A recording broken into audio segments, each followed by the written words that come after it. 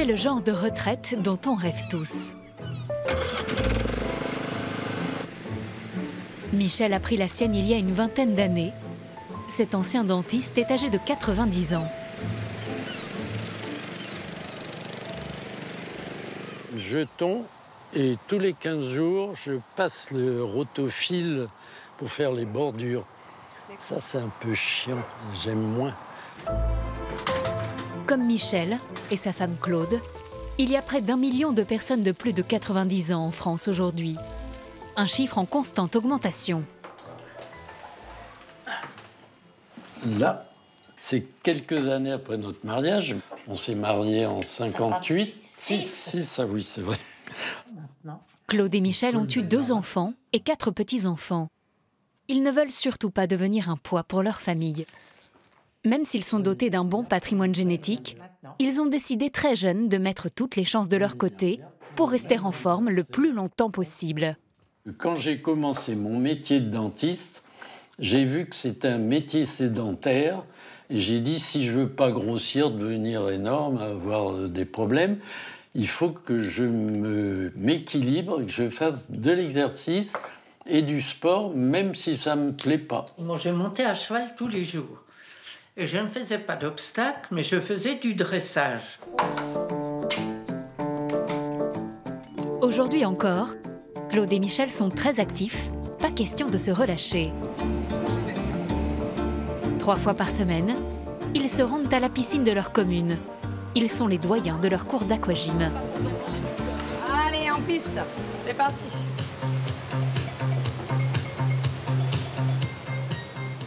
Allez, on lève les genoux. Allez, on accélère un petit peu avec le rythme. Et on remonte genou poitrine. Et devant. Michel, il est vraiment très en forme, donc du coup, on lui apporte tout ce qu'on peut pour qu'il reste en forme et au niveau de la mobilité. Et comme notamment là, la petite série qu'on vient de faire, il aime bien être un peu secoué, on fait un petit effort quand ils sont là pour les secouer un petit peu plus, quoi. Allez, on prend les frites, exactement, Claude, on prend les frites. Je me sens bien, je me sens euphorique. La musique, le mouvement, l'harmonie des gestes. Encore. Du sport, une alimentation saine et équilibrée, Claude et Michel le savent, ces 2 fondamentaux aident à bien vieillir. Tout comme avoir une vie sociale et une famille sur laquelle compter. Les 2 nonagénaires se sont donc installés près de leur fille, Anne. Bonjour, ma chérie. Bonjour, papa. Bonjour, Elle est kinésithérapeute et s'occupe régulièrement de ses vieux parents. Ça me tiraille un petit peu, là. Ça, faut faire attention, hein, au niveau des mouvements sur les épaules, Oui, etc. oui. Vous les auriez imaginés en maison de retraite? Jamais. Jamais. Hein, on vous aurait jamais mis dans une maison, hein, Oui. ça c'est sûr. J'ai des tas de choses à faire et j'ai des tas d'idées en tête. Mais avons-nous toujours le choix? Aujourd'hui, avec le vieillissement de la population, la question se pose pour chacun d'entre nous. Que vais-je faire de mes parents une fois qu'ils ne pourront plus rester seuls chez eux? Souhaitons que ça dure le plus longtemps possible. En France, un tiers des personnes de plus de 85 ans s'installent en maison de retraite. Le plus souvent en EHPAD, des établissements d'hébergement pour personnes âgées dépendantes. Manque de moyens. Personnel à bout. Ces derniers mois, les salariés des EHPAD ont crié leur détresse pour dénoncer leurs conditions de travail. J'adore les personnes âgées. Maintenant, voilà, il y a des cas où... C'est dur, hein. Où ça tire, quoi. On fait avec les moyens qu'on a. Qui est responsable de cette crise et des risques de dérapage qui en découlent? C'est fini de dire merde. J'ai dit merde, alors vous me sonnez pas de la journée. Vous la crème par terre et elle n'aurait pas le petit doigt pour venir aujourd'hui. Il était là, à la gare, comme ça. Il y avait du sang, comme dans les téléfilms. On entendait dans toute la structure entière des hurlements. C'était pas des cris, c'était vraiment des hurlements. Tous les EHPAD se valent-ils? Vous êtes très gentille. Un quart d'entre eux sont à visée commerciale. La plupart sont détenus par de grands groupes qui affichent des bénéfices records. Certains en font même un produit d'investissement très rentable. Si on fait ça, C'est un remplissage élevé. C'est comme si j'ai acheté une baraque à frites. En payant plus cher leur chambre dans un EHPAD privé, Les personnes âgées sont-elles mieux prises en charge? Pour le savoir, nous avons infiltré l'une de ces maisons de retraite en nous faisant engager comme aide-soignante. Ce que nous avons découvert fait froid dans le dos. Tu lui tires sur le petit doigt. D'accord. Je laisse pas non plus, mais... D'accord. Moi, si j'étais à ta place, celui-là, je l'approche et je le fais manger les deux. Je gagne. Je mangeais mieux à l'armée. C'est dégueulasse ici. La preuve, j'ai maigri de 6 kilos. Et qu'en est-il pour les personnes âgées qui restent chez elles? Entre enfants aidants au bout du rouleau et auxiliaires de vie qui courent du matin au soir, nos proches sont-ils mieux traités quand ils sont à domicile?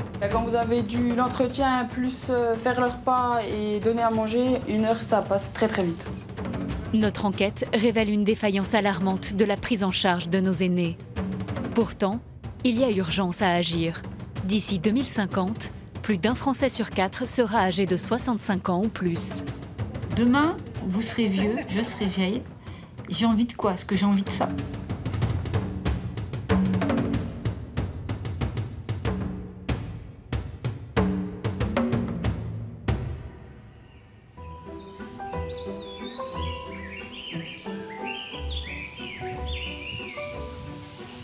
Dans le Pas-de-Calais, Nathalie, 49 ans, a choisi de mettre sa vie entre parenthèses pour s'occuper de sa mère, atteinte de la maladie d'Alzheimer.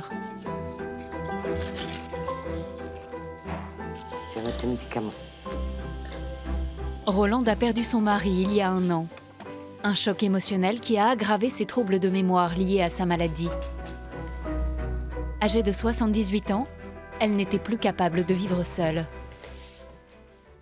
Ça s'est passé très vite.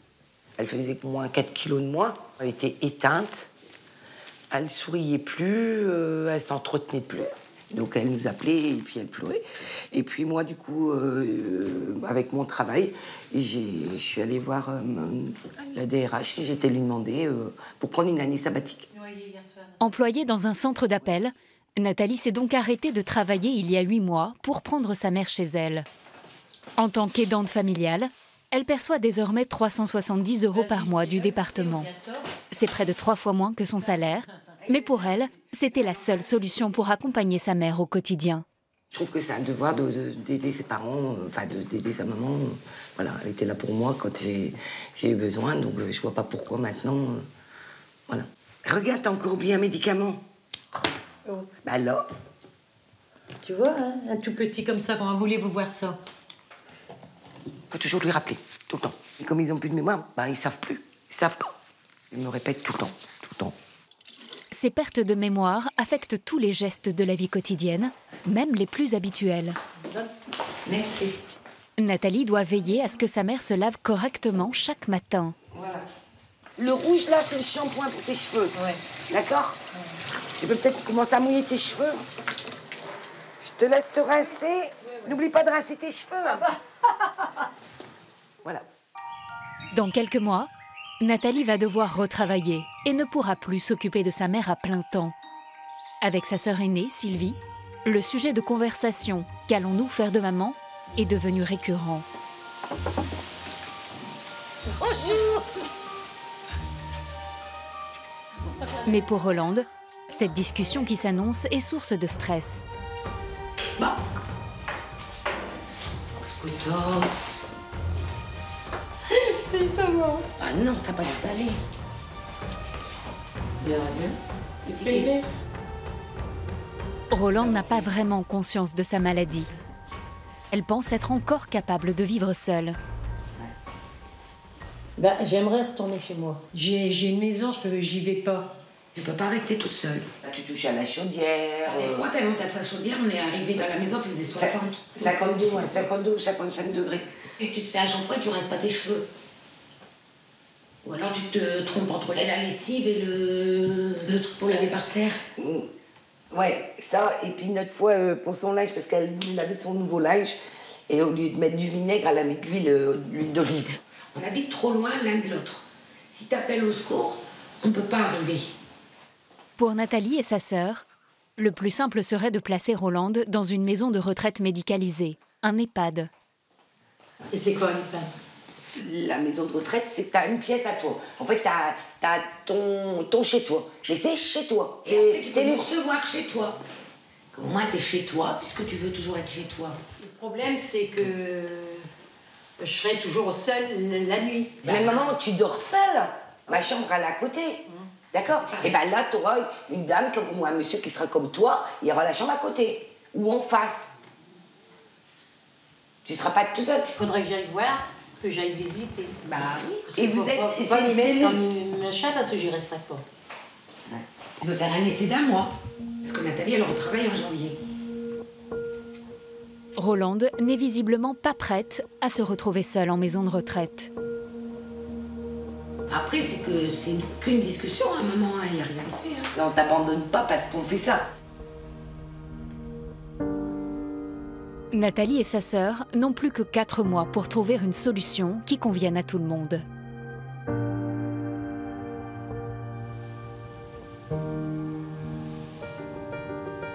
Placer un parent en institution est toujours un choix difficile. Partout en France, la situation est tendue dans les EHPAD. En Haute-Garonne, la résidence Saint-Jacques est un établissement public. Il accueille 225 personnes âgées dépendantes. Trois fois par semaine, Bonjour Christine. Josiane vient rendre visite à sa mère. Bonjour messieurs, dames. Bonjour, madame. Hello, maman. T'es toute belle. Oui, c'est belle. Bien, impeccable.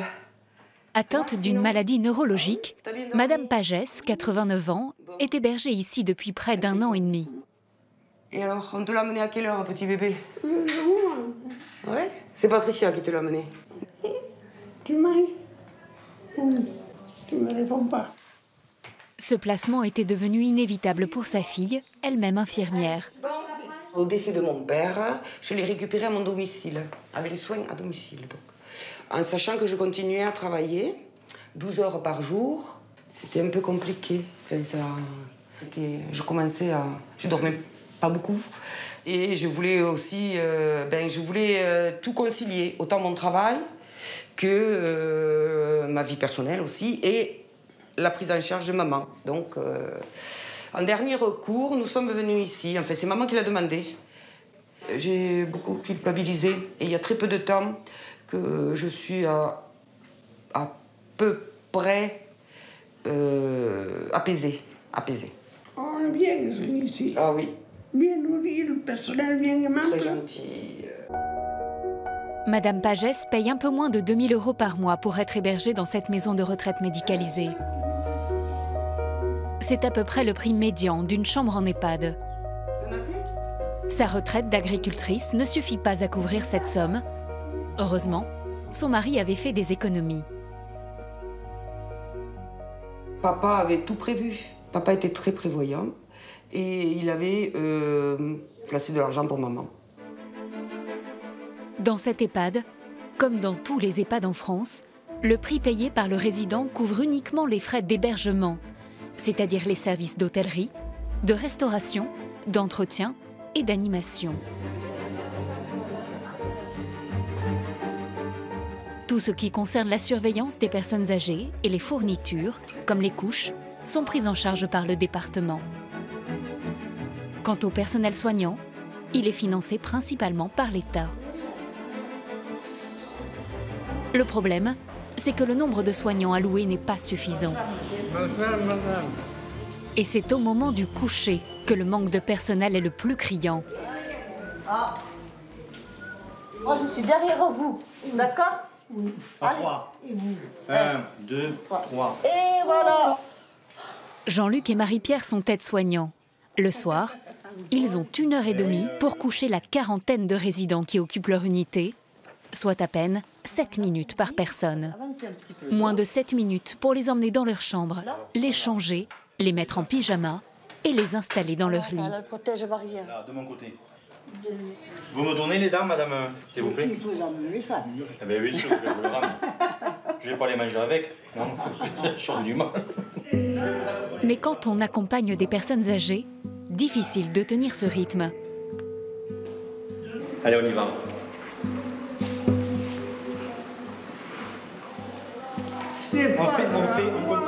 On continue. Je le mets au garage, oui, c'est ça. Allez. Non, c'est par là.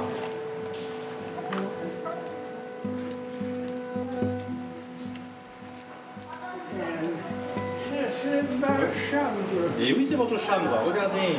Et le lit. Et le lit est là. D'autant que ce jour-là, Jean-Luc et Marie-Pierre sont en sous-effectif. Faute de budget, l'employé absent n'est pas remplacé. On travaille à 2 là, au lieu de 3. Voilà. Et ça, c'est souvent? Ça arrive quand il nous manque avec quelqu'un. les congés Voilà. ou les maladies. C'est ça. Voilà. C'est un refrain, c'est un éternel refrain. On ne s'arrête pas souvent pour boire un coup, je vous le dis. Hein. Un verre d'eau. Non, le soir, c'est... Allez, hop.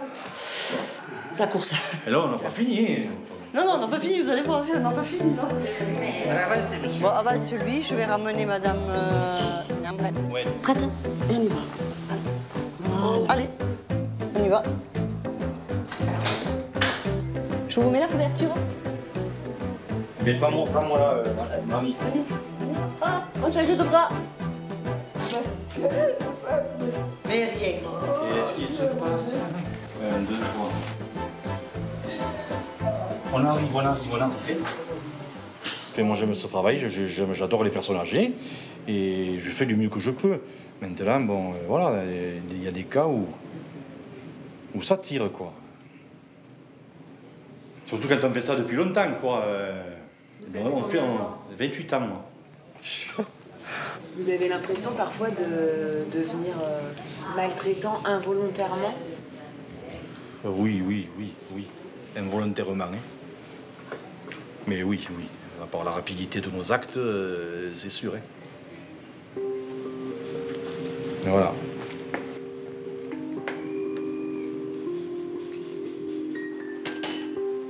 À la fin de la journée, un sentiment de frustration envahit souvent Jean-Luc et Marie-Pierre.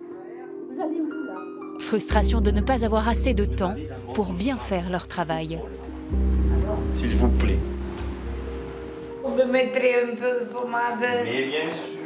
On va voir la lumière. Je vous l'allume ou après? Oui. La serviette. Serviette, coussin, voilà. écharpe. Je crois que c'est tout. C'est bon? Marie. Les yeux ouverts, oui. Allez, bonne soirée. À demain. Là, c'était bon. C'est dur.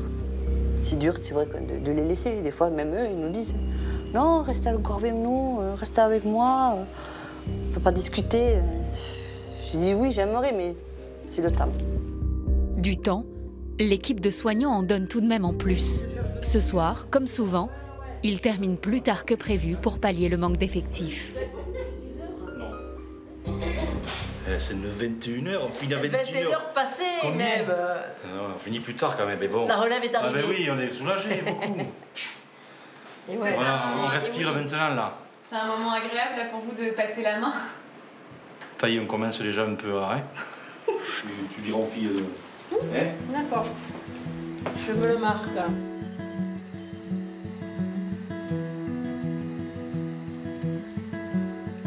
Le lendemain matin, à 6h30, Margot et ses collègues prennent la relève de l'équipe de nuit.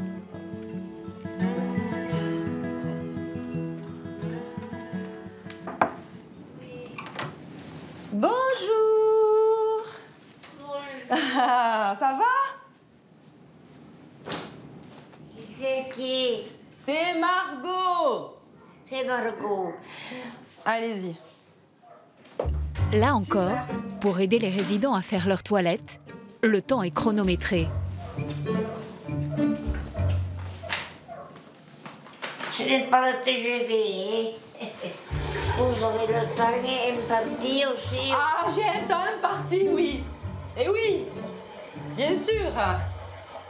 Je vais vous laisser vous coiffer.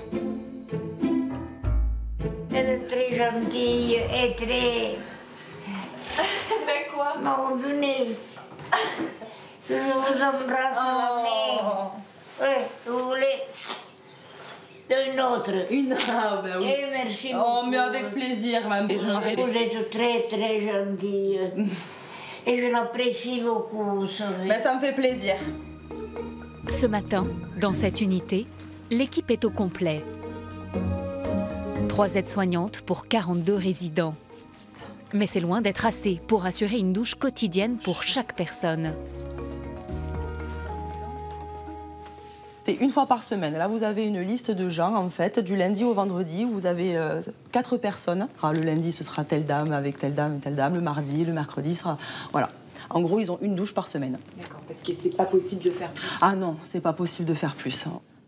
Les jours où ils ne sont pas douchés, les résidents ont tout de même une toilette aux gants, plus succincte. Voilà. Lorsque leur état ne leur permet pas de se lever, la toilette se fait au lit. Et bonjour. Vous m'entendez? Et dans certains cas, il faut être 2 pour manipuler la personne. Allez. Madame, je vais vous laver, d'accord? Je vais vous laver, ok? Oui. Eh, pardi, oui. Vous allez vous tourner, d'accord? On va vous aider. Tenez-moi là. Mets-toi devant elle, là. Ah, voilà. Comme ça. Allez, super. Ça va comme ça? Vous êtes gentilles toutes. Oh. Vous savez, je suis là. C'est pas par plaisir. On va porter ici. Mais c'est le linge sale. Oh, ça, c'est pas vrai. Moi, je connais vos garçons. Vous savez que je connais vos garçons. Oui.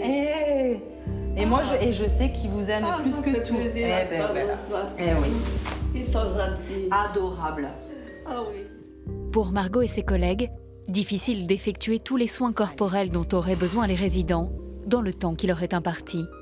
On n'a pas forcément le temps de bien leur tailler les ongles ou de bien les coiffer, de les maquiller. Voilà. Est-ce que vous êtes bien là, installés? Oui, oui. Ça va? Oui, ça va. Je vous laisse? Oui, je vous seule. Mais ouais, je sais, j'ai pas le temps. J'aurais bien aimé pouvoir discuter plus longtemps avec vous. Là, typiquement, oui, vous ne pouvez pas rester plus. Non. Non, là, il est 10h30, on a encore pas mal de toilettes à faire encore. Parce qu'après, il faut enchaîner avec le repas. Parce que si le repas est décalé, tout est décalé en fait dans l'après-midi. En fait, ça se répercute sur le travail de mes collègues.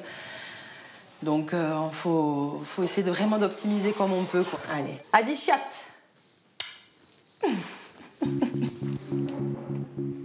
Pour Didier Carle, le directeur de l'établissement, cette situation est difficilement tenable.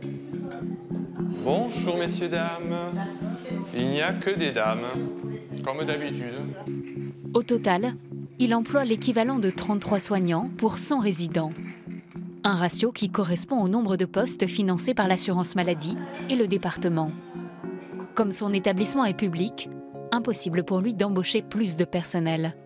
Quand nous sommes amenés à donner une douche par semaine et à expliquer que c'est normal, quand nous sommes en pleine chaleur obligés d'expliquer aux résidents et aux familles que nous ne pouvons pas, avec la meilleure des volontés, donner une douche supplémentaire, c'est quelque chose qui, pour les professionnels qui vont le dire, est intolérable. On a véritablement l'impression qu'un système aujourd'hui tient avec l'implication des professionnels au détriment aujourd'hui de leur santé, puisque l'assurance maladie, dans ses dernières études, prouve que le risque d'accident de travail et de maladie dépasse largement le secteur du bâtiment.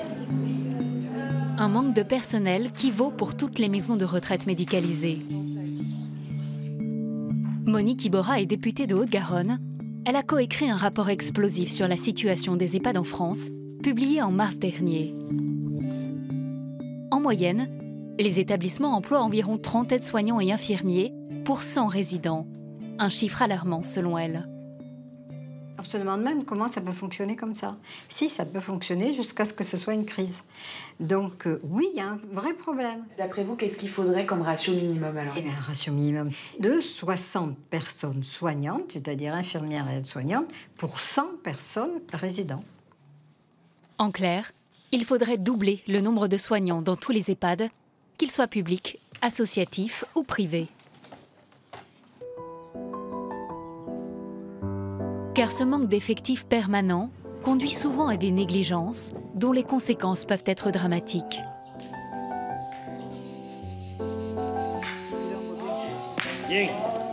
À Nîmes, c'est dans cet EHPAD privé que le père de Sophie a été hébergé pendant 2 ans. Suite à un AVC, il était en fauteuil roulant et chutait souvent. Un jour, sa fille le retrouve ensanglanté, seul dans sa chambre. Donc il s'était ouvert le crâne quand même, enfin la tête, voilà. Il y avait du sang, comme dans les téléfilms. Je crois que on l'a rajouté tellement ça m'avait choqué comme ça, là. Tout le hop. Et il y avait une seule infirmière, donc elle m'a dit je peux pas m'en occuper. J'ai dit on fait comment alors? Parce qu'elle était avec un autre patient, certainement. Qu'est-ce que vous voulez répondre à ça? Je n'allais pas dire abandonner l'autre résidente et venez vous occuper de mon papa. Alors, au bout d'un moment ils sont venus, mais voilà. À cause de ces chutes récurrentes, le papa de Sophie est couvert d'hématomes et de plaies. Des plaies qui, selon elle, ont conduit au décès de son père.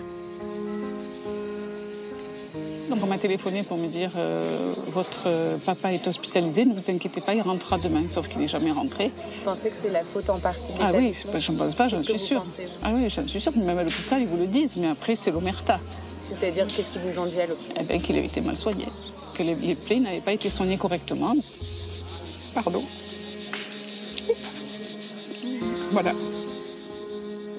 Sophie n'est pas la seule dont le parent a été victime de ces multiples négligences qui amènent de la maltraitance. René a aussi remarqué de nombreux dysfonctionnements. Sa mère était hébergée dans le même établissement. Les médicaments qui étaient déposés sur la table, donc pas pris. En plus, les toilettes succinctes, comme me disait maman, je ne peux plus me brosser les dents le soir, j'ai plus le droit. Quand elle voulait aller aux toilettes, vous avez une couche, vous n'avez qu'à faire dans votre couche. La façon de la coucher, la façon de la jeter au lit, la façon de la mettre sa chemise de nuit, brutalement. Parmi le personnel, une aide-soignante en vient même à frapper les résidents, dont la maman de René, un soir après le repas. Je n'étais pas présente, c'est deux filles d'une autre résidente qui a entendu maman hurler au moment du coucher. Donc elles sont montées voir ce qui se passait. Et c'est là où maman leur a dit « je me suis fait taper ». Donc elle avait des bleus sur le bras. Myriam, qui était alors agent d'entretien dans l'établissement, est présente ce soir-là. On entendait dans toute la structure entière des hurlements. Donc c'était pas des cris, c'était vraiment des hurlements. Et l'aide-soignante qui disait à la résidente « à qui tu vas le dire ? À qui tu vas le dire ?» Choquée, elle dénonce à sa direction le comportement violent de sa collègue. Il était temps qu'elle s'arrête. Parce qu'elle était en train, je ne sais pas si je peux me permettre de faire un burn-out, mais elle accumulait les heures supplémentaires. Elle disait qu'elle n'avait pas le choix, qu'elle faisait énormément d'heures supplémentaires, mais son travail devenait de plus en plus bâclé. Elle était la première en bas. C'était pas possible d'avoir couché 17 personnes en 10 minutes, quoi. Et tout le monde le voyait, mais personne ne disait rien. Suite aux plaintes déposées par plusieurs familles, l'aide-soignante a été condamnée à 5 ans d'interdiction d'exercice et 3 mois de prison avec sursis. La directrice de l'établissement, elle, n'a pas été poursuivie, mais elle a été remplacée. Comment peut-on en arriver à une telle situation? Nous avons décidé d'enquêter sur le groupe propriétaire de cette EHPAD, les Opalines. À première vue, leur site internet inspire confiance. Résidents et personnels ont tous l'air épanouis et le discours sur l'attitude des soignants est très rassurant. Attitude bienveillante, qualité de prise en charge irréprochable, attention et douceur. Des techniques pour s'occuper au mieux des aînés sont enseignées aux professionnels lors de formations adaptées. Tout d'abord, nous décidons de nous faire embaucher, en précisant que nous n'avons aucune expérience ni diplôme dans ce secteur. Première surprise, on nous rappelle dès le lendemain pour un entretien.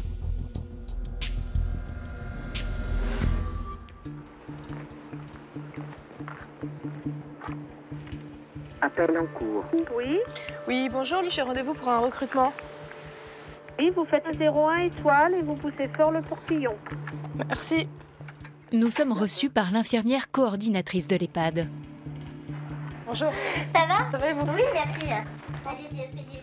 Nous rappelons que nous n'avons aucun diplôme et aucune expérience dans le milieu médical, mais cela n'a pas l'air de poser problème. Vous voulez vous mettre au service des personnes âgées. Alors, dans quel but précis? Moi, je suis là pour ce dont vous avez besoin. Vous avez besoin de travailler. Moi, j'ai besoin de travailler. Voilà. Et je peux faire être soignante, ça ne me pose pas du tout de problème. D'accord. Vous en avez déjà fait ou pas? Est-ce que vous Non. avez déjà travaillé? D'accord. J'ai déjà travaillé un peu avec les personnes âgées. Ouais. J'ai fait des courses, aidé, mais de manière informelle, on va dire. Ouais. Mais voilà, moi, je suis disponible pour... D'accord. Vous avez fait des toilettes déjà ou pas du tout? C'est quelque chose de nouveau pour vous? Non, c'est quelque chose de nouveau. D'accord. Ok. Alors... moi, à l'heure actuelle, je vais avoir un poste vacant à partir du 24 juillet. Voilà. Au bout d'à peine 1 minute d'entretien et sans plus de questions, la responsable des soins nous propose un poste d'aide-soignante. C'est l'aide à la toilette, l'aide à l'habillage, l'aide au repas pour certains. Et puis après, c'est les aides au coucher le soir. D'accord. Et puis ouais, pour la toilette, comme je vous ai dit, je ne l'ai pas fait, mais du coup, vous pourrez me montrer. Enfin, il y aura une petite formation. Oui, oui. Ok, parce que je pensais que ce serait un souci que j'ai pas le diplôme d'aide. Non, j'en ai beaucoup des faisant fonction d'aide-soignante qui ne sont pas diplômés. À l'heure actuelle, la conjoncture est très compliquée pour trouver des personnes diplômées, alors que ce soit en EHPAD ou ailleurs, c'est très très compliqué. Pour ce poste de faisant fonction, c'est-à-dire d'aide-soignante sans diplôme, nous serons rémunérés près de 1 200 € net par mois, l'équivalent du SMIC. C'est parti. Après une visite de 20 minutes de l'établissement, rendez-vous est pris dès le lendemain pour une journée d'essai. Au revoir, à demain, merci. Au revoir.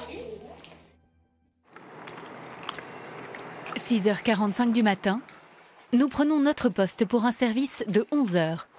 Des amplitudes horaires beaucoup plus longues que celles des salariés de l'EHPAD public où nous avions filmé. Enchantée. Et donc avec nous pour faire un essai pour être soignant. C'est ça, pour la journée. Enchantée, bienvenue au bateau. Merci. Pour cette journée d'essai, qui fait office de formation, nous sommes en doublon avec un aide-soignant stagiaire. C'est lui qui va nous montrer les rudiments du métier. On va rentrer. D'accord. Bonjour madame, ça va?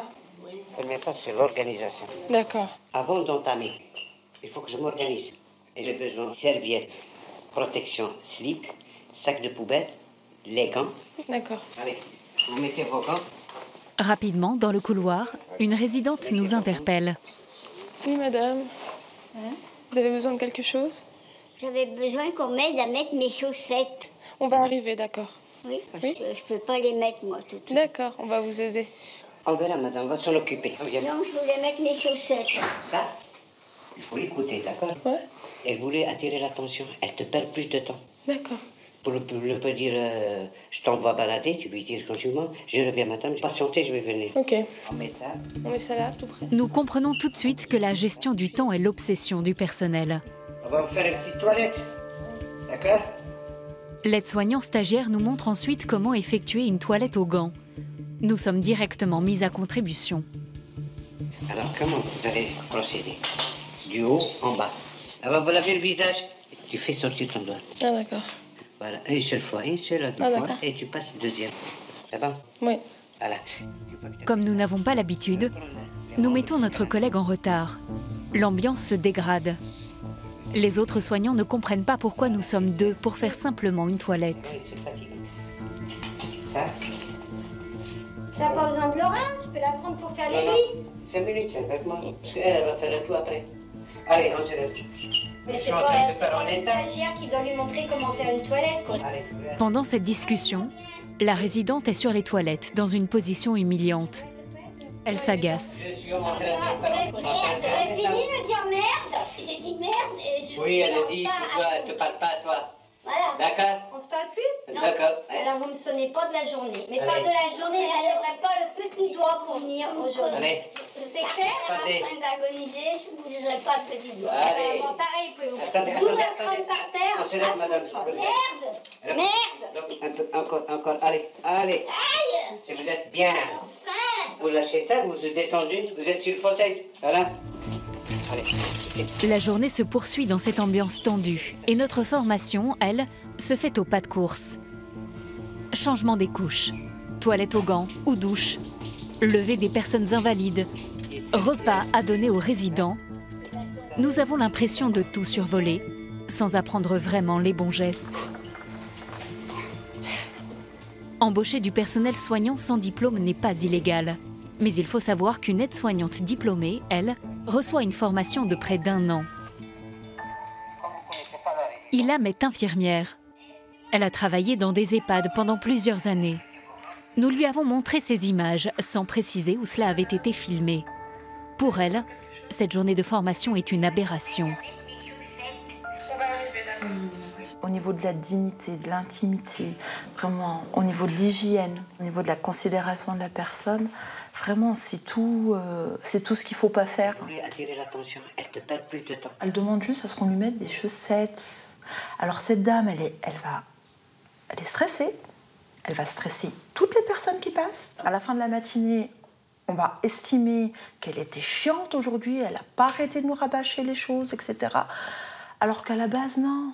Elle a demandé une fois, on lui fait, ça prend 2 minutes. T'as pas besoin de Laura, tu peux la prendre pour faire les nuits. 5 minutes avec moi. Et c'est un contre-exemple. Allez, on se lève. Elle est en train de faire ses besoins. Elle a quand même ses parties intimes comme ça à l'air. Ils sont 3 à visionner. Et la porte de la salle de bain, elle est ouverte. Elle finit de dire merde. J'ai dit merde et je... Oui, elle a dit, elle ne parle pas, toi. Voilà. D'accord. On se parle plus? Non. D'accord. Alors vous ne sonnez pas de la journée.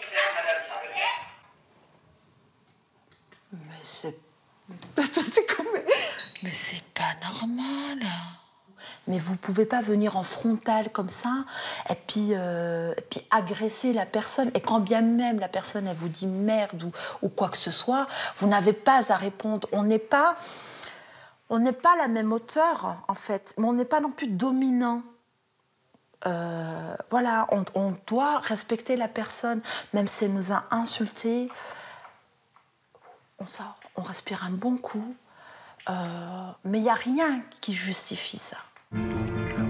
Après ce jour d'essai, nous sommes embauchés en CDD. Ne perds pas de temps, on va commencer 13, on va être rapide. Nous retrouvons notre collègue, toujours obsédé par le temps. Oui, viens. Tu les noms parce que celle-là, tu l'as fait. On va faire une petite toilette, À partir de maintenant, nous nous occuperons des résidents seuls. Nous commençons avec cette dame, dont nous ignorons la pathologie. C'est ça en principe à 10. Ah, oh, doucement. Je vous aide pas? Oh là là. Il faut pas me tirer comme ça. D'accord, pardon, je voulais vous aider. Oui, c'était en tenant dans le dos. Nous lui faisons mal, car nous n'avons pas appris comment manipuler les résidents en fonction de leur état de santé. On va enlever ça? Ouais. Ah, oui, doucement, ma chère. Je vais vous savonner? Un petit peu? Oui. Doucement, oui. Nous engageons une discussion sur le nombre de douches données. En principe, c'est 2 fois par semaine, mais comme l'autre jour, ça faisait plus de 10 jours, 15 jours que je n'en ai pas eu. Alors j'ai réclamé quand même. Pourquoi vous en avez pas eu pendant 15 jours? J'étais pas bien, c'est-à-dire, elles ont loupé une journée, alors ça m'a remporté. Elles le font pas le lendemain, si elles... Elles n'ont pas pu. Doucement, ma Pardon, madame. C'est pas douce, toi. Pardon, j'apprends. C'est bon, venez. Nous avons passé à peine plus de 10 minutes avec cette dame. C'est visiblement trop. Notre collègue nous presse. On va s'habiller. Ah, c'est ici. Comment? On est en retard? 3e bouton. Il faut aller vite, je me suis fait engueuler. Non. Non. Parce que tu es resté trop longtemps avec moi. Oui. Ah oui, je sais. Non, il ne se rend pas compte, absolument pas. Des besoins, des trucs. Non, laisse, va, je vais le faire. Allez, m'asseoir sur mon lit. Non, je vais Allez, finir. va, réussis à te rattraper. Allez, va. Non. Va, ma chérie. Je finis. Pour notre 2e toilette seule, notre manque de formation va nous plonger dans un grand moment de solitude. Vous venez, monsieur? On va changer la couche.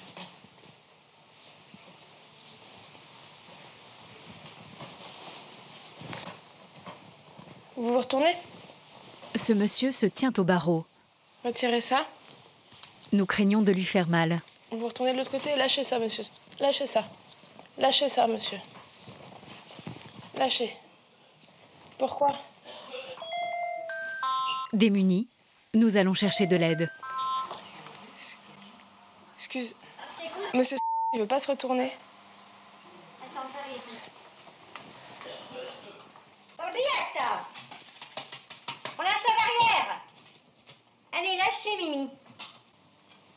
Il fait non comme ça avec le Ouais, il est affreux, il s'accroche comme une crabe partout, lui. Pardon. Non. Faut hésiter à tirer parce que... D'accord. Les chiens, Ok. ça, il s'accroche. Tu lui tires sur le petit doigt. Enfin, D'accord. Tu ne pas non plus, mais... D'accord. Attendez, je vais vous faire la toilette. On touche pas, hein. Attention, hein. Merci. Vite. Bonjour. Ils vont brûler la cuisine parce qu'ils attendent... On est en retard? Oui, bien sûr qu'on est en retard. C'est toujours la course? Nous enchaînons ainsi jusqu'à l'heure du déjeuner. Notre collègue va alors nous donner une technique pour faire manger plus vite les résidents qui ne sont pas capables de s'alimenter seuls. Accélère le rythme. Elle ouvre pas la bouche. Madame, il faut manger. Tu es mal positionné, c'est pas comme ça qu'il faut que tu sois face à elle. Voilà, parce que l'emplacement il est important. Moi, si j'étais à ta place, celui-là, je l'approche et je le fais manger les deux. Et je gagne. Allez, monsieur. On doit tout faire en courant. Oui. Je suis certain que dans ta tête, tu es en train de dire, mon Dieu, qu'est-ce que je fous là? Bah c'est dur quand même. Non, mais c'est une question que tout le monde la pose. Tout le monde se dit ça? Qu'est-ce que je fous là? Au début, oui, au début. Ouais, le rythme il est soutenu. Ouais, elle est folie. Face à notre désarroi, notre collègue restera un peu plus tard que prévu pour nous épauler. T'as vu tout ce que j'ai? Des heures supplémentaires qui ne seront pas rémunérées. Prends ton charlot et pars. Pars avec ton charlot. À la fin de la journée, nous nous retrouvons tout de même toutes seules à notre étage pendant près d'1 heure. Bonne nuit. Bonne nuit. Dans ma chambre maintenant. Vous êtes monsieur? Mais pour certains résidents, le coucher doit normalement se faire à 2 soignants. J'arrive. Nous sommes obligés d'aller chercher du renfort aux autres étages.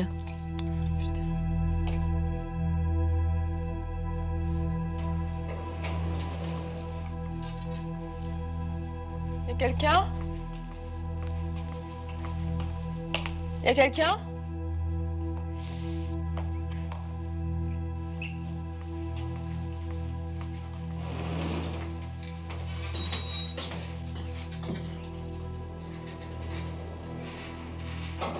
Au rez-de-chaussée, des employés sont en train de partir. Est-ce qu'il y a des aides-soignantes pour m'aider? Les soignantes, alors il y en a peut-être une...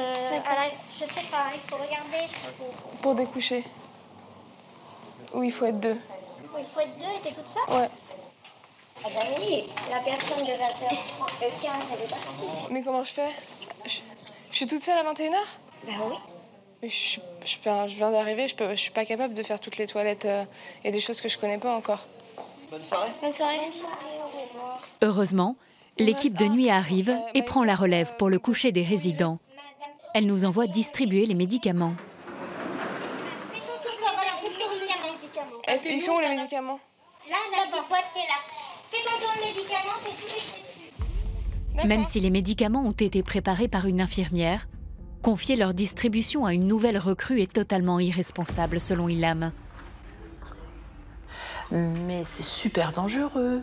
Non seulement la soignante, elle est mise en danger, mais le résident, il est mis en danger. Danger de se tromper et de donner le mauvais traitement à un résident. Oui, vous êtes madame?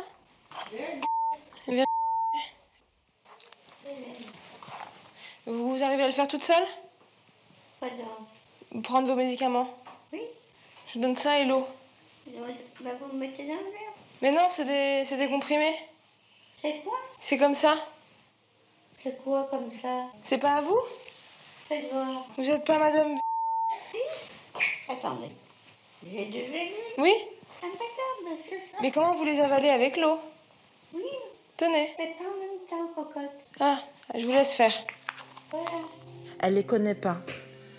Elle sait pas s'ils mangent en mixé, s'il faut piler les médicaments, etc. Elle a une boîte de médicaments. Elle sait pas à qui elle les donne. Et c'est super dangereux. Je veux pas dramatiser, mais ça peut être même mortel. Oh putain, j'arrive pas. Comment je lui donne? Au bout de 2 jours, nous démissionnons et sollicitons les dirigeants des Opalines pour avoir leur point de vue sur ces dysfonctionnements. Vincent Chaguet, leur porte-parole, nous répond. Il affirme que les faisans fonction sont formés pendant 1 mois, en doublon avec un diplômé. Les gens, quand ils viennent pour la première fois dans un établissement, ils ne sont pas livrés à eux-mêmes. Aux Opalines, vous avez un tuteur, tout simplement. Mais qui fait qui le tuteur? Mais le tuteur, ça va être un aide-soignant diplômé. Vous avez à côté de ça une IDEC ou une infirmière, ou les deux, qui vont suivre aussi. Une affirmation bien loin de ce que nous avons vécu. Nous rappelons que nous avons reçu une seule journée de formation accompagnée d'un stagiaire. Et après, la personne est seule pour s'occuper des résidents. Est-ce que ça, c'est normal? Alors, je pense que ce n'est pas vrai, tout d'abord, parce qu'il y a forcément des infirmières dans l'établissement et forcément une infirmière coordinatrice. Donc, même si la personne ne la suit pas toute la journée, je pense qu'elle fait le point avec elle régulièrement. Ensuite, il y a des bien sûr que si, bien sûr que si. Vous ne pouvez pas laisser quelqu'un livrer à lui-même. Ce déni de réalité sur la formation se poursuit lorsque nous l'interrogeons sur le manque de personnel. En moyenne, ils ont à peine 10 minutes pour s'occuper des résidents. Alors ça, c'est ce qu'on a entendu à fond. Non, mais c'est une réalité, encore une fois. Je suis pas sûr que ce soit une réalité. C'est leur perception, encore une fois. C'est pas une question de... C'est une réalité. Après, de ne pas avoir le temps, c'est pas une perception. C'est une réalité. Ils n'ont pas le temps. Quand vous dites... C'est la course. Non, mais alors, j'ai jamais vu courir personne dans les établissements. Hein. Quand vous dites que c'est une réalité, c'est leur perception à un instant T. Par contre, quand vous allez les voir en pause, que la pause, elle est censée durer 10 minutes, et qu'elle dure 20 minutes, là, ils ont le temps. Ça, c'est la réalité. Dans le Jura, ce sont pourtant ces conditions de travail dégradées qu'Anne-Sophie a dénoncées il y a 1 an. Employée dans une maison de retraite du même groupe, elle a fait grève avec ses collègues pendant 117 jours. Selon elle, le recours à des aides-soignants non formés est récurrent. Le matin, vous avez une collègue nouvelle qui arrive, ça je l'ai vécu ça, une collègue nouvelle qui arrive, tu t'occupes de cette chambre-là à cette chambre-là. Et elle n'a jamais mis les pieds dans un EHPAD. Non. Et on les embauche en faisant fonction. Et on les forme pas. Et on les forme pas. Et ça arrive régulièrement. Mais c'est tout le temps. Grâce au mouvement de grève auquel elle a participé, 2 aides-soignants supplémentaires ont été recrutés dans son établissement. Mais pour Anne-Sophie, c'est loin d'être suffisant pour s'occuper dignement des personnes âgées. C'est plus admissible. C'est plus admissible de voir comment sont prises en charge nos personnes âgées par des groupes privés à but lucratif. Ça n'est plus admissible aujourd'hui. On a des politiques de rentabilité où c'est le mot rentabilité, rentabilité, rentabilité, rentabilité. Cette obsession de la rentabilité se fait-elle au détriment des résidents? Arlette Charlot est économiste de formation. Aujourd'hui à la retraite, elle consacre une partie de son temps libre à éplucher les comptes des grandes entreprises. À notre demande, elle s'est intéressée au groupe propriétaire des maisons de retraite Opalines. L'organisation est pour le moins complexe. C'était pas facile parce qu'il y a un échafaudage de holding, d'EHPAD, de sociétés civiles immobilières, de grandes holdings, de petites holdings. J'ai vu qu'il y avait tout en haut de l'édifice 2 grandes holdings. Les 2 principaux actionnaires de ces maisons mères sont d'anciens dirigeants de supermarchés. Les 46 EHPAD qu'ils possèdent dégagent des bénéfices très importants. Le résultat global est de environ 15 millions d'euros pour 46 EHPAD pour une seule année. De bénéfices? De bénéfices nets. Environ 15 millions d'euros de bénéfices en 2016, selon leurs comptes officiels, sur un chiffre d'affaires global de 135 millions d'euros. Si ce groupe voulait employer plus de salariés, ce serait possible? Bien sûr, avec 15 millions. S'ils payaient du personnel, ils n'auraient pas ces bénéfices. Il sert uniquement à verser de l'argent aux actionnaires et à racheter d'autres EHPAD pour faire encore plus d'argent. S'il n'embauche pas plus de personnel que dans le public, alors qu'il en aurait les moyens, le groupe a également d'autres méthodes pour gagner toujours plus d'argent. Selon ses anciennes salariées, qui souhaitent rester anonymes, tout est fait pour maintenir un taux d'occupation maximum. Les chambres doivent rester occupées en permanence, même dans les moments les plus délicats. Dès qu'il y avait une personne qui malheureusement décédait, moi j'avais pour mission de remplacer, de faire des recherches tout de suite, même si la personne était encore dans la chambre. On m'avait demandé d'appeler une famille pour qu'elle vienne débarrasser la chambre, alors que la personne est encore dans sa chambre. On ne peut pas faire nettoyer une chambre tant qu'il y a la dépouille dans la chambre. Enfin, moi, ça m'avait outré, choqué, ça. Donc, je ne l'ai pas fait. Après, quand on vous dit qu'on est là pour les résidents, qu'on a le respect... Non, il n'y a aucun respect. C'est qu'une question d'argent, c'est lié à ça, uniquement à l'argent. Pour inciter les directeurs d'établissements à atteindre ce taux d'occupation maximum, des primes leur sont versées, comme le montrent ces documents internes. Leur salaire s'élève à environ 2 600 € net par mois. Leurs primes, elles, peuvent aller jusqu'à 535 € en plus, lorsque le taux d'occupation dépasse les 100%. Et ce n'est pas tout. Pour faire le maximum de bénéfices, tout est rationalisé. Pour chaque poste de dépense, un budget est fixé par le siège. Pour les couches, par exemple, c'est 1 € par jour et par résident. Pour la nourriture, 3,62 €, soit 90 centimes par repas.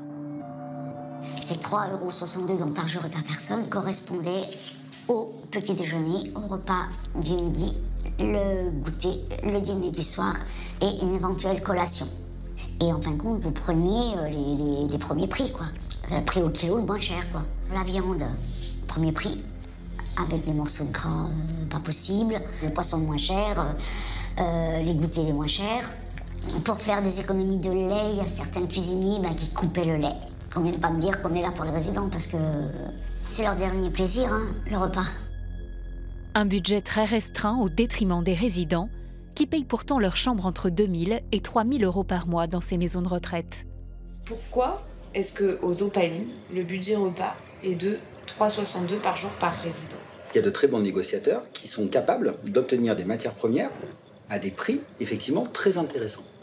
Et donc 3,62 €, ça vous paraît un budget... En sachant que ça ne représente le coût de la matière première dans la restauration, ça représente à peine 10%. Ah, mais ça fait quand même moins de 90 centimes par repas. Vous allez reprocher à quelqu'un de bien négocier l'achat de ces matières premières. C'est la première fois qu'on me l'a fait, celle-là. Ah non, est-ce que la qualité est au rendez-vous? Alors, moi, manger dans 7 ou 8 établissements des Opalines, j'ai très bien mangé. Et pourtant, je suis difficile. À titre de comparaison, dans l'EHPAD public où nous avions filmé, le prix est de 5 € par jour et par personne. Au fil de notre enquête, nous découvrons que la plupart des grands groupes privés ont les mêmes budgets restreints. L'un des leaders du secteur, le groupe Orpea, voit ses bénéfices avoisiner les 200 millions € par an pour 3 milliards € de chiffre d'affaires. Le budget repas est pourtant d'environ 4 € par jour et par personne, soit à peine plus d'1 € par repas. Que mange-t-on à ce prix-là? Bien sûr. On va s'installer pour le repas. Vous voulez bien? Oui. Une salariée du groupe a accepté de filmer pour nous les repas servis aux résidents. Ce jour-là, le plat principal est une sorte de paupiette de poulet. Bon, voilà le menu du midi. On ne sait pas ce que c'est. C'était marqué quoi? Ah, fricassé avec du miel. Ok. Oh là là là là là. Non mais attends, ils abusent. Ça ressemble à quoi, ça? Ils ont pas honte. Bah non, ils ont pas honte. On préoccupe les familles, non, ils ont pas honte. Si certains résidents terminent leur assiette, ça va, c'est bon? D'autres ont à peine mangé. C'est pas tellement délicieux, hein. C'est dégueulasse. Pourquoi vous dites ça? C'est à peine mangeable. La moitié à la poubelle, comme d'habitude. Oh. Je mangeais mieux à l'armée. C'est dégueulasse ici. La preuve, j'ai maigri de 6 kilos. Ah oui, c'est... J'avais jamais perdu 1 gramme depuis ma sortie de l'armée. Le lendemain, c'est quoi? Ça dirait du gigot encore? Le menu du jour affiche du rôti de veau. Il y a plus de gras que de viande. Mais bon. Si, voilà, moi, je donne pas ça. Si, gélatine, c'est... Bon appétit, merci. Un ancien directeur d'établissement appartenant à ce groupe nous confirme que les matières premières négociées en gros sont de piètre qualité. Je tire mon chapeau à certains chefs de cuisine qui sont capables de transformer ces matières pour que les personnes puissent l'apprécier. Ce sont des viandes qui sont cuites et recuites. Donc c'est quand même plus facile à préparer et de masquer des produits qui ne sont pas toujours de qualité. Clairement, il y avait des produits qui n'étaient pas toujours de qualité. De dernière catégorie, même vous ne le mangerez pas. Comme la nourriture, toutes les dépenses liées à l'hébergement des résidents sont calculées au plus juste, de l'entretien des locaux à l'animation. Des ratios en auxiliaire de vie pour le ménage, des ratios pour le service, pour la plonge, voilà. Ça existe depuis 10 ans. Et pour faire encore plus d'économies de personnel, les directeurs ont pour consigne de ne pas remplacer les absences ou les congés des salariés. Sur l'hébergement, on vous demande de ne pas remplacer à 100% votre personnel. Et bien, au lieu de remplacer 100% des auxiliaires de vie pendant l'été, et bien, on va remplacer que 70%. Et ça a quoi comme conséquence? Que les services qui sont dus ne sont pas rendus. Si la qualité du service n'est pas au rendez-vous, serait-ce parce que les personnes âgées sont vulnérables et n'ont pas les moyens de se défendre? Le groupe Orpea n'a pas souhaité nous répondre. En tout cas, les maisons de retraite privées sont devenues un business très lucratif. Certains groupes proposent même aux particuliers d'investir dans des chambres en EHPAD. Avec Arlette, l'économiste qui décortique les comptes des entreprises, nous avons voulu savoir quels étaient les arguments de ceux qui commercialisent ce type de produit d'investissement. En caméra cachée, nous nous rendons chez un conseiller en patrimoine. Bonjour. Oui, très bien. Bonjour. Ça va. Premier bureau sur la gauche. Le principe de l'investissement est simple. Nous achetons une chambre et l'exploitant de l'EHPAD nous reverse un loyer. Par exemple, pour 225 000 € investis, nous toucherons chaque année 10 000 € de loyer, soit un taux de rentabilité de 4,5 %. Marseille est un excellent produit. On a un 4,85 de renta, c'est ça la résidence. Je vous demande quelque chose. J'ai visité quelqu'un. Il n'y a pas de place dans cette rue. Ah oui. Le parking, quand on fait visiter quelqu'un, il est payant. C'est une source de revenus pour eux. Moi, j'aime bien. Les parents qui viennent voir leurs parents, ils doivent payer le parking. Je suis fan de ça. Cette quête de profit poussée à l'extrême serait la garantie de la bonne santé de l'établissement, selon le conseiller. 198 millions. Vous allez dire, ah, c'est trop. C'est parce qu'ils s'en mettent plein la poche que vous allez chez eux. D'après lui, acheter une chambre en EHPAD est l'un des meilleurs investissements du moment. Si on fait ça, c'est un taux de remplissage élevé. C'est comme si j'ai acheté une baraque à frites. Il faut être sûr que le type à qui je loue l'emplacement à la baraque, ils vendent des frites non-stop. Et là, c'est garanti. Le plus intéressant, de moins risqué, le risque, c'est qu'il n'y ait plus de personnes âgées en France demain. Oui, non, mais donc on est d'accord que c'est pas un risque... Ou qu'il y ait un changement de comportement des personnes âgées. Et alors, qu'ils n'aillent plus en EHPAD, mais elles n'y vont pas de plein gré. Pour finir de nous convaincre, il nous vante la qualité de prise en charge des résidents dans les établissements privés. Un tableau idyllique, bien loin de ce que nous avons découvert au cours de notre enquête. Dans le public, on leur donne une douche une fois tous les 4 jours. Dans le privé, ça n'existe pas, ça. C'est-à-dire? C'est tous les jours la douche. Ah oui. Petit pisson, il y a sa couverture. Un niveau de qualité de nourriture qui est supérieur. Ah oui. Vous payez plus cher, 2 000 et 7 000 € par mois. Vous ne serez jamais reçu de la même manière en business qu'en éco. Manque de personnel, rationalisation de tous les postes de dépenses, la gestion actuelle des EHPAD privés va totalement à l'encontre des besoins fondamentaux des résidents. Qu'en est-il pour les personnes âgées qui restent à domicile? Ce sont aujourd'hui les 2/3 des plus de 85 ans. Dans le Pas-de-Calais, Nathalie doit reprendre le travail dans moins de 4 mois. Elle n'a toujours pas trouvé de solution pour sa mère, Rolande, atteinte de la maladie d'Alzheimer. En attendant, elle continue de s'occuper d'elle au quotidien. Même si son mari la soutient dans ce choix, cette vie à 3 n'est pas toujours évidente. Il y a des journées de tension, quoi. Des journées de tension, c'est certain. Pas avec moi, hein, mais je vois bien qu'elle est tendue, qu'elle n'est pas bien dans sa peau, Que ça change ses habitudes, quoi. J'avais prévu, je dis, ça va pas être facile, hein. Sinon, c'est pas une journée... Oui, ça va aller, mais bon, on s'imagine pas... Non, je savais pas ce que ça représentait. Ah ben, ça a été très dur. Ben voilà, moi, c'était pas ma vie. J'avais quand même une vie sociale. C'est sûr que d'un seul coup, arrêter son activité salariale, de plus voir ses collègues, de plus... C'est un changement de vie, pour moi. Devenue dépendante de sa fille, Rolande a encore du mal à trouver sa place. Je suis jamais embarrassante, je pense pas, ouais. Je suis jamais... J'essaie toujours de... Pas du tout. Si j'avais une compagnie, je repartirais chez moi. Faut que je me trouve un homme.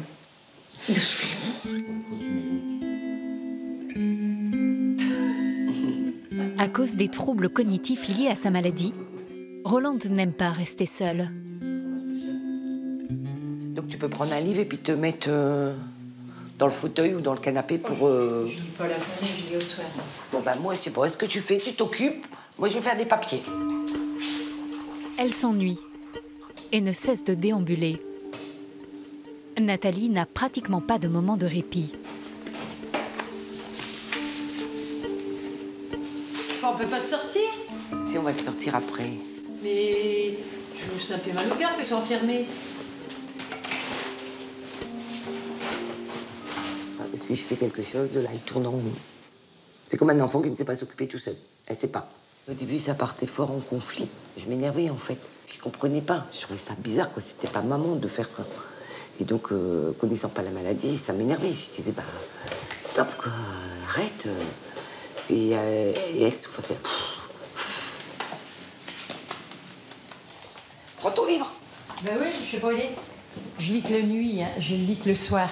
Elle peut être dans mon lit, j'ai trouvé celui-là, mais il me dit rien. Je l'ai pas pris dans la voiture. Hein. Je l'ai vu hier, il était dans sa chambre. Ça arrive souvent? Ah oui. Entre les lunettes, le téléphone, tout. Avant de partir, on perd tout, on oublie tout. Alors après, elle peut chercher comme ça pendant une demi-heure ou une heure, ça lui passe le temps. Donc, voilà. C'est un peu fatigant. C'est fatigant parce que j'ai pas l'habitude en fait. Il était derrière la télé. Comme Nathalie, près de 3,5 millions de personnes s'occupent d'un proche âgé. Ces aidants, comme on les appelle, sont parfois au bord de l'épuisement. Une fatigue extrême qui peut conduire à des mauvais traitements. En effet, près de 70% des cas de maltraitance ont lieu à domicile, souvent dans le huis clos familial.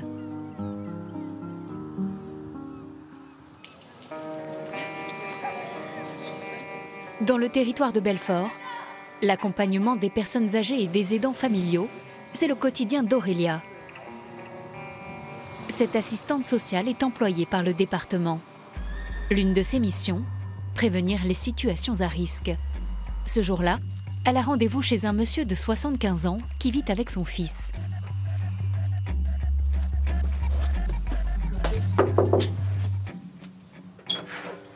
Bonjour. Bonjour. Vous allez bien? Moyen? T'as vu la table? Vous vous souvenez de moi au moins?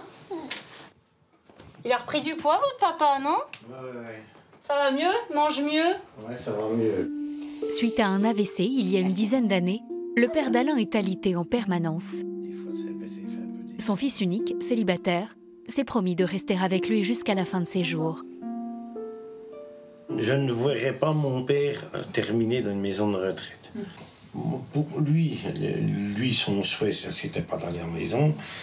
Et moi, je me sens quand même plus rassuré de savoir qu'il est là. Comme par exemple, quand il est reparti 8 jours à l'hôpital, il n'est pas là quelque part. Moi, je vais voir ça tous les jours quand il est à l'hôpital, mais c'est pas pareil. Non, tu vois, après ça va être une auto rouge. Non, t'inquiète pas. Il y a des fois, c'est... Bon. Il y a des fois, oui, c'est un peu compliqué. Et puis... Alain doit jongler entre son métier d'ouvrier et son rôle d'aidant. Il y a quelques mois, à bout, il devenait agressif.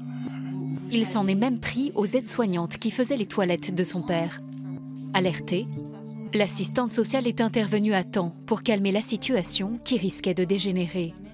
Il y a eu quand même des menaces, des insultes. C'est ce qui nous a inquiétés à ce moment-là. C'est que la cocotte, à un moment, était proche d'exploser. Donc nous, on s'est positionné en disant Le papa va aller à l'hôpital, on va assainir la situation pour repartir sur des bases saines. Depuis, Aurélia vient lui rendre visite régulièrement et l'encourage à prendre du recul. Et cet été, du coup, pas de vacances? Pour moi, c'est pas simple quand même. Je sais pas comment y réagirait aussi. Nous, on vous le dit, hein, c'est important si jamais il y a besoin de répit. 1 semaine, 15 jours, il vaut mieux prévenir la défaillance plutôt que de venir en pansement. Quand ils sont en capacité d'accepter ce répit, c'est vraiment important. Et nous, on a tendance à le répéter et le redire qu'il faut. Vraiment, c'est... Après, il y a des études qui le montrent clairement. Hein, l'aidant peut défaillir plus tôt que l'aider. Donc, nous, on est vraiment vigilants par rapport à ça.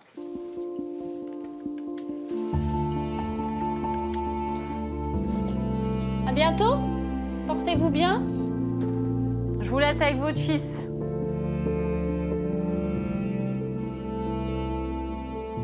Lorsque les aidants ne peuvent pas accompagner seuls leurs proches ou que la dépendance devient trop importante, les départements ont mis en place des aides pour favoriser le maintien des personnes âgées chez elles.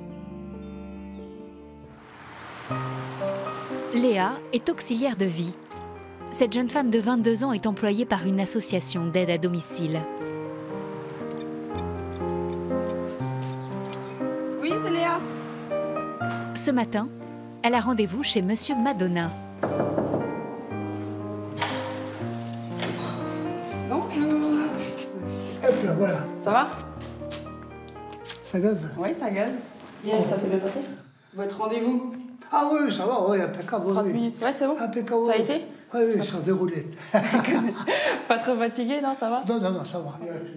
Monsieur Madonna, 86 ans, vit seul depuis le décès de sa femme.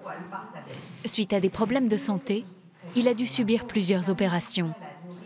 Il est encore très autonome, mais il a besoin d'un peu d'aide pour certaines tâches de la vie quotidienne. Il a eu le droit à 1 demi-heure tous les matins pour voir si tout se passait bien, s'il était en forme, s'il prenait bien les médicaments. Une réflexion du lit, une petite tâche ménagère et puis le dialogue aussi, parce que c'est beaucoup important. C'est drôle, j'ai jamais été malade de ma vie.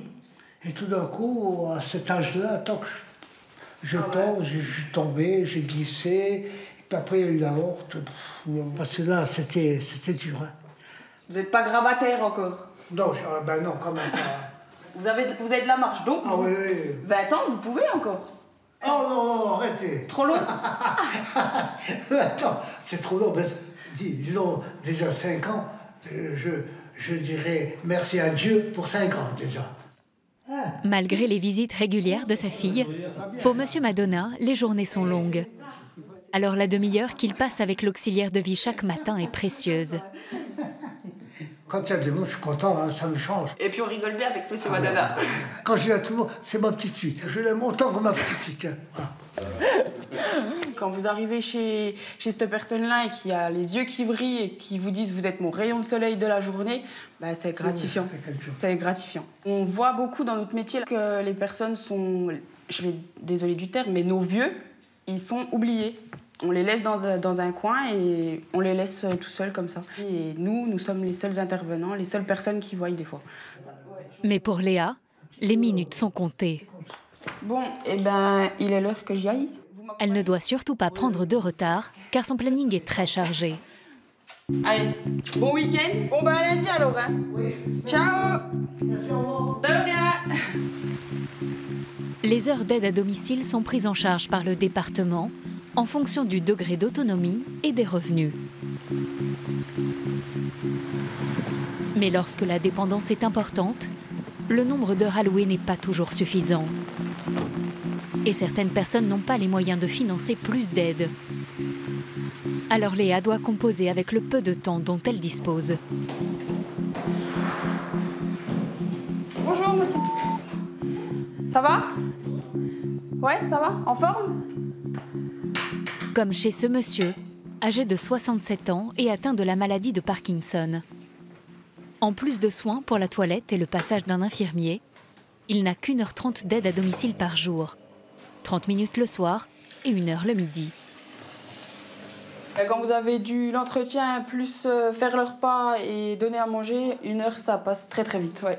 Donc faut pas perdre de temps. Non, faut pas perdre de temps, faut y aller tout de suite. Je vais tout débarrasser, refaire votre lit, tout ça. Mais vous pouvez pas sortir tout seul, faut que vous soyez avec quelqu'un. Je peux le laisser à laver, moi. Oui, je sais, vous venez de me le dire. Mais... Attendez, mais 2 secondes. On peut pas parler. Attendez, monsieur 2 secondes, je finis le lit. Bon, j'arrive. Vous voulez la clé de chez vous? Oui. On regardera après.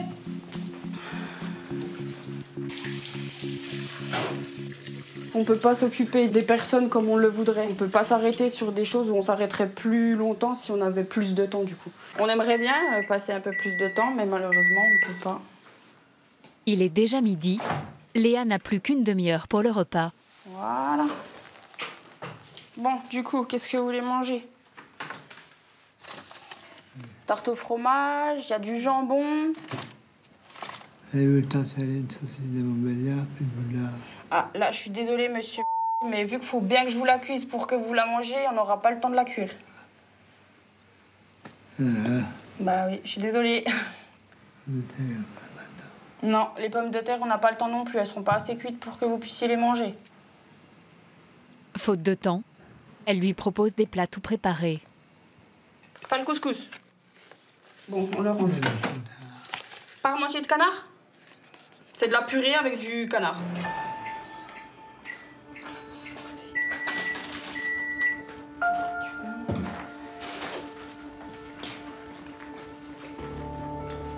Attention à vous. Attention, c'est chaud.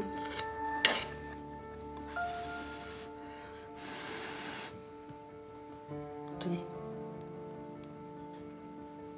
Ça va, ça vous brûle pas? Non, c'est bon. Tenez, là, c'est chaud, là. Tenez. Bah, je vous écoute.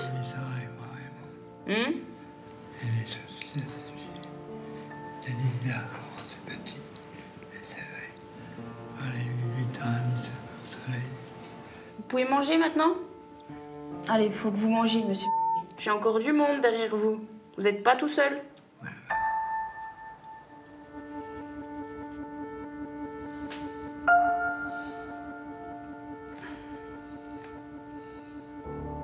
Ben pour moi, c'est quand même un peu on est un peu, entre guillemets, maltraitant parce qu'on est toujours derrière eux à les booster, à leur dire faut y aller, faut aller plus vite parce qu'on n'a pas de temps. Donc, un repas, normalement, ça devrait pas se passer comme ça, à être pris sur le pouce, quoi. Un repas, il devrait se passer normalement, à leur rythme, et pas comme ça, à avoir quelqu'un derrière soi, à dire mangez, mangez, mangez. Ah ben moi, je sais que si je serais à leur place, je serais la première à... Excusez-moi du terme, mais à gueuler. Hein. Quand elle le peut, pour ne pas trop presser les personnes, Léa déborde un peu. Bah oui, je suis quasiment à un quart d'heure de rab, là. Donc du coup, ça va grappiller. Heureusement, j'ai personne derrière. Donc du coup, ça va grappiller sur ma pause de déjeuner. Tant pis. Je préfère privilégier ça, faire mon boulot correctement, et puis avoir moins de temps pour manger. Ça va ? Vous avez la ventoline qui est là. C'est bon, monsieur? Vous avez tout ce qu'il vous faut? Oui? Je peux vous laisser? Bon week-end? Ce soir, c'est Valérie qui vient. Allez, à la semaine prochaine, monsieur. Au revoir. Ce monsieur restera seul tout l'après-midi, jusqu'à la venue de l'auxiliaire de vie du soir. Pour Léa, la journée se poursuit.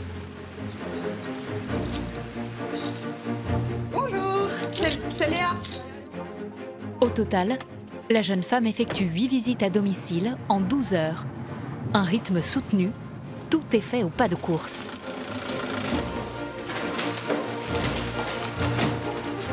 Ça va, Madame Robert? Je vous apporte des cadeaux. Madame Robert est son dernier rendez-vous. À cause de problèmes au genou, elle a des difficultés à se déplacer. Vous savez ce que vous voulez manger? Des nouilles à sauce tomate.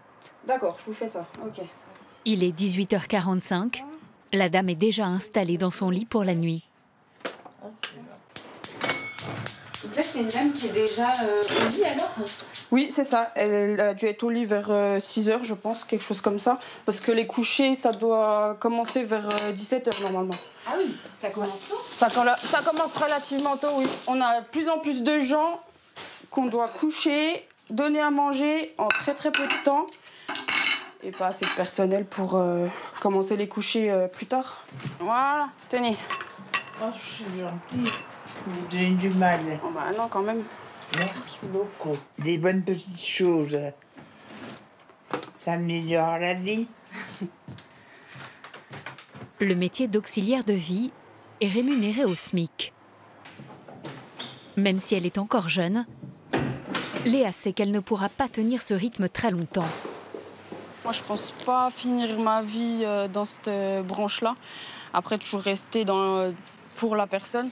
Mais finir jusqu'à la retraite dans ce métier-là, non, parce qu'il faut savoir quand même que c'est un métier qui est quand même physique, avec toute la manutention qu'on a, les personnes qu'on manipule tout le temps. Et puis, il faut savoir aussi qu'on n'a pas toujours le matériel adéquat. Donc, le dos, on prend quand même pas mal un coup.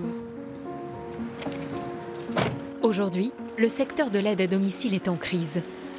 L'association qui emploie Léa a de plus en plus de mal à recruter. On y va? On fait un petit point? Régulièrement, Valérie Mougeot, la directrice, manque cruellement de personnel. Alors, déjà, le gros problème qui nous reste, c'est lundi. C'est lundi. On a des situations où il n'y a personne. Ouais. J'avais 45 personnes qui n'ont personne lundi. Sans l'absence de Flora, parce que Flora, j'ai pas compté, donc dans une cinquantaine, je pense. 50 personnes pour lesquelles il va falloir trouver une auxiliaire de vie disponible d'ici 2 jours. Au niveau des arrêts maladie, donc Dominique, elle est prolongée. Christine, elle reprend milieu de semaine. Ouais. Christiane, prolongée. Yann, il peut pas, lui... Non, il est fatigué, le pudeur. Dolores, elle est en congé, mais elle est vraiment partie. Si elle est restée dans le coin... Ça veut dire qu'on lui enlève ses congés? Enfin, c'est-à-dire, elle a déjà fait une partie. Oui, mais on lui supprime des congés. Ben oui. Ouais. Alors, ce sera vraiment en dernier ressort. On n'a rien. Rappelez quelqu'un. Les filles qui prennent des congés, de toute façon, si elles ne les prennent pas, elles sont en arrêt maladie. Donc, il faut qu'on les laisse prendre des congés. Quoi qu'il en soit, là, elles sont au taquet. On ne pourra pas concrètement mettre quelqu'un chez tout le monde. Alors, concrètement, vous allez lister les priorités, celles où il y a des couples, celles où les enfants éventuellement pourraient nous dépanner. Ça arrive fréquemment, ce problème de planning? Aujourd'hui, on a un flux tendu. Il me manque 15 personnes. Temps plein? Temps plein. L'année dernière, j'ai payé 6 000 heures supplémentaires. C'est bien joli. D'accord, elles sont payées, les heures supplémentaires, elles vont être payées, les aides à domicile. Mais il y a la fatigue. Donc, à un moment donné, voilà, elles n'en peuvent plus, quoi. Jusqu'où on va pousser le curseur? Qu'est-ce qu'on va leur demander? En fait, elles doivent être ultra polyvalentes, ultra disponibles, ultra flexibles, tout ça pour être payées au SMIC. Voilà. Et vous ne pouvez pas les payer plus, là, actuellement, c'est pas possible? Si on les paye plus, ça veut dire qu'on répercute ça dans le prix de l'heure. Si je répercute dans le prix de l'heure, il faut que quelque part, quelqu'un puisse payer la différence. Le problème, c'est que le montant remboursé par les départements est plafonné. La différence serait donc à la charge des personnes âgées. Et pour Valérie, ça accentuerait les inégalités. On est dépendant, on ne fait pas un choix d'être dépendant ou d'avoir besoin d'une aide à domicile. On en a besoin, voilà, c'est inéluctable la vieillesse. C'est inéluctable. Qu'est-ce qu'on veut pour nos vieux? Voilà, aujourd'hui. Demain, vous serez vieux, je serai vieille. J'ai envie de quoi? Est-ce que j'ai envie de ça?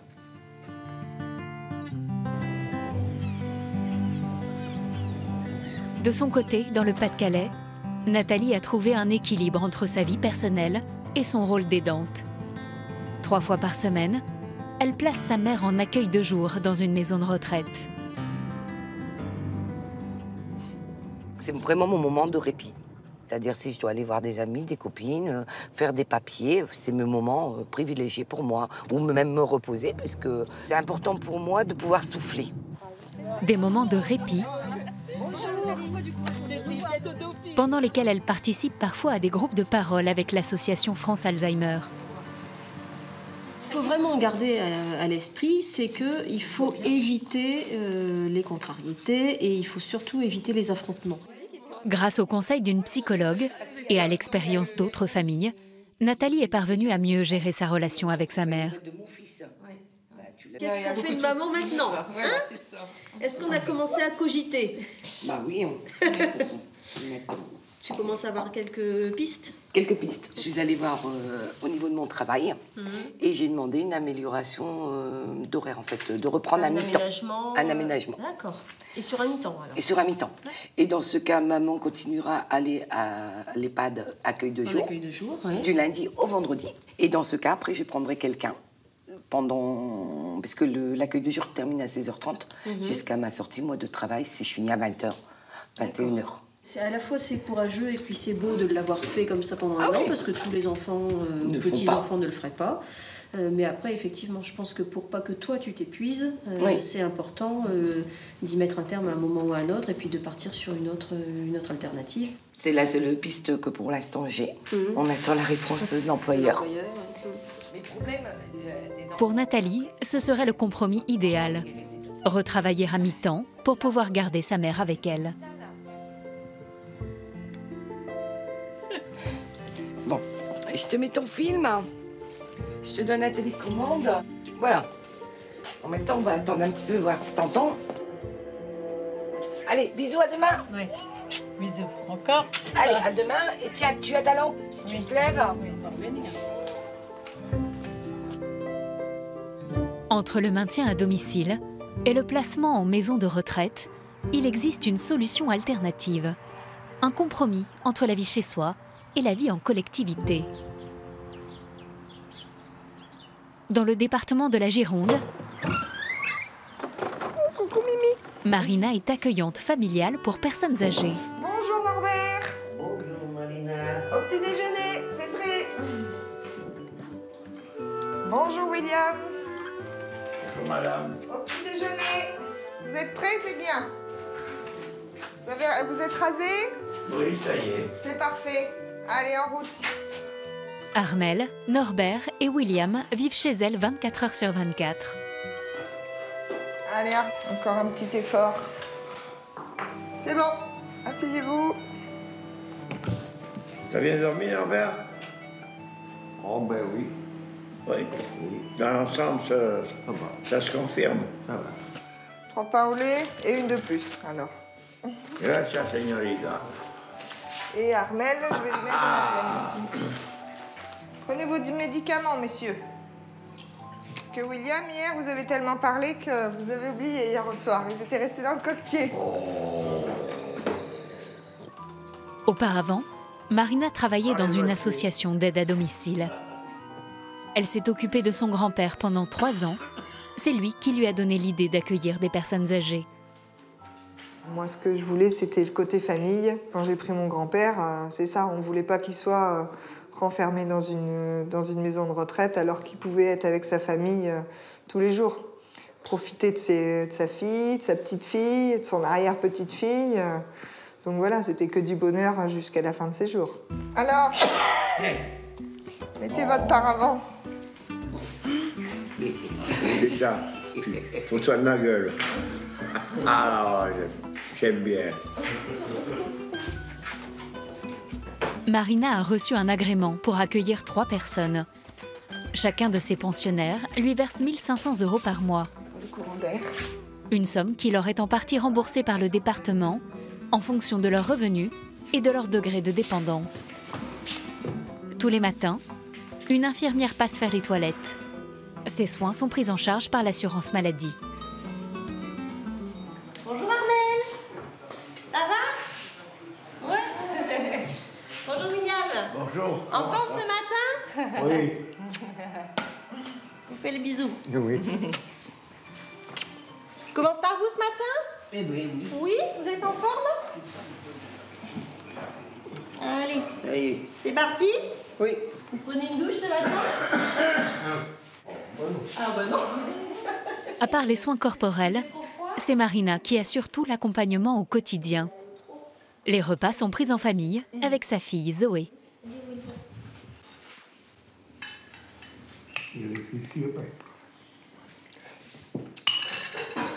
Eh bien, ça y est. Dessert, William? Une banane, si. Une banane?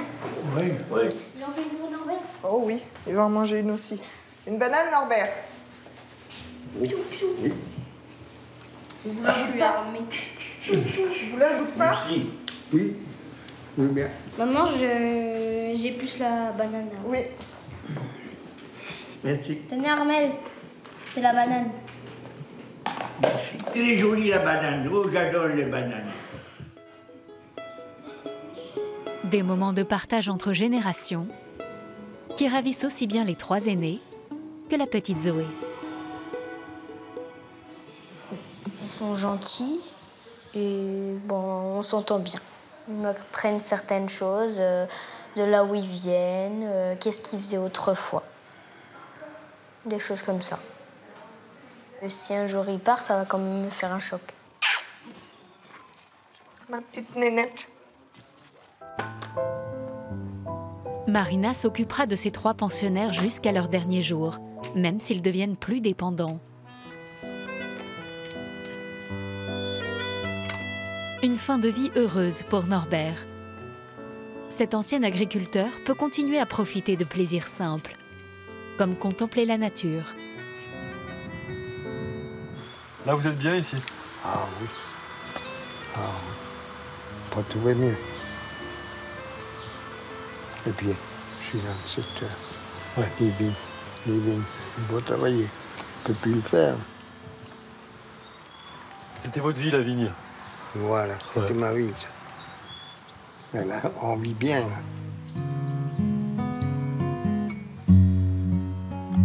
Les familles d'accueil s'occupent d'environ 6700 personnes âgées dans toute la France. Une solution limitée. Au-delà de cette alternative, c'est l'ensemble de la prise en charge de la vieillesse qui doit être repensée pour permettre à nos aînés et à nous-mêmes de vieillir sereinement.